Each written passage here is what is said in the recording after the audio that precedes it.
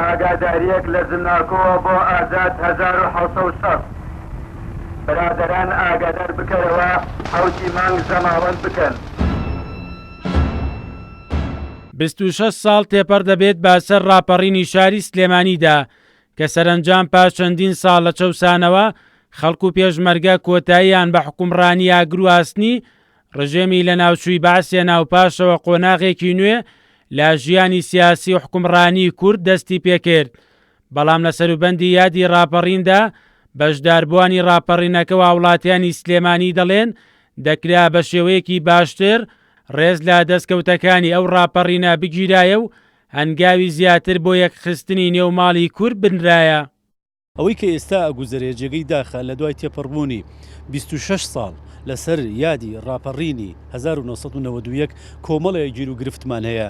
یەکێک لەو گیر و گرفتمانە ئەوەیە کە متمانەمان بە هیچ لایەنێکی سیاسی نەماوە بەرامبەر بە ئەوی تر و یاخود جێگەی ئەفسوسە کە کۆمەڵێک ڕێکەوتنی جیاجیا هەیە لە بینی لایەنە سیاسیەکان تەنها وەکو ئەڵێ وەرەقەیەکی سەر کاغزە، یعنی هیچ شتێکی ئەوتۆ لە بەرهەمەکەی ناچنەوە.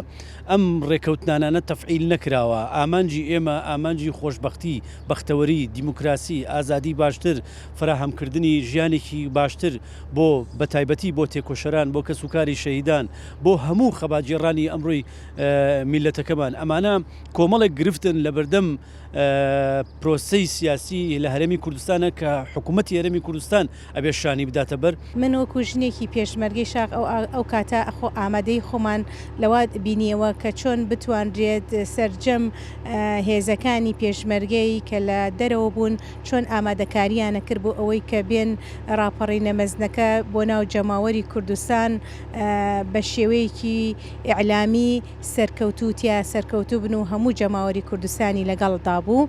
خۆشبەختانە ئەو بوو هەموو شارەکان بە ئازاد کرا بە پشت و پەنای هێزی پێشمەرگەی کوردستان و شۆڕشی نوێی گەلەکەمان لە هەمان کاتە و ئێمەی ژنانیش لە هەمان کاتە خۆکۆکردنەوەیەکمان کرد بۆ ئەوی بتوانین لە بواری ژناندا چ کاریگەریەکمان هەبێت لە ڕێخستنەکانی ناوشاردا چۆن بینەوە دەست بەکار بین بۆ ئەو دەستکەوتانەی کە ئەمانەیە دەرئەنجامەکەی ببەخشین بە نەتەوەکەمان. تێکۆشەرێکی دێرین و کوڕی شەهید بووم کەەوە سەردەمە تازە باوکمان شەهید بوو بۆیە زۆر بە گەرمی بەدەم ئەو بانگەوازەی یەکێتیەوە چوین. من خۆم لە شانەکانی شانە چەگارەکانی ڕێخست نابووم بۆ ئەو سەردەمە هەمومان وا ڕێکخرابووین کە ژمارە و ناوی نهێنی تایبەت بە خۆمان هەبوو بۆ خۆ ئامادەکردن بۆ ئەو ڕۆژگارە. ئەوە بوو خەڵکەکە هەمووی لە ڕێگەی ڕادیۆگەلی کوردستانەوە وا جۆشدرا کە لە سەعاتی سفرە دەست بگرن بەسەر هەموو دام و دەستگاکانی ڕژێمی بەعسە. ناکۆکی نێوان لایەنە سیاسیەکان و ئەو ڕەوشەی کە ئێستا هەرێمی کوردستانی پێدا تێپەڕ دەبێت بەشداربووانی ڕاپەڕینەکەی باری ساڵی 1991 نیگەران کردووە و داوا دەکەن ئەم یادە بکرێتە دەرفەتێک بۆ یەکخستنی نێوماڵی کورد و کۆتایی هێنان بە هەموو ئەو کێشە و ناکۆکیانەی کە خەریکە دەستکەوتەکانی ڕاپەڕین دەخاتە بەردەم مەترسیەکی ڕاستەقینە. بەڵام ئەوی تەنها دەستکەوتی ڕاپەڕینە دەستکەوتی حکوومەت و پەرلەمان بوو، بەڵام ئامانجا گرنگەکان کە خەڵک خوێنی بەخشی لە پێناویە، ئامانجی خۆشگوزەرانی، ئامانجی حکوومەتی موئەسەسی، ئامانجی شەفافیت، ئامانجی ئازادی و سەرفرازی، ئامانجی بەدەستهێنانی دەستکەوت و ژیان خۆشی خەڵک تا ئێستا بەدی نەهاتووە.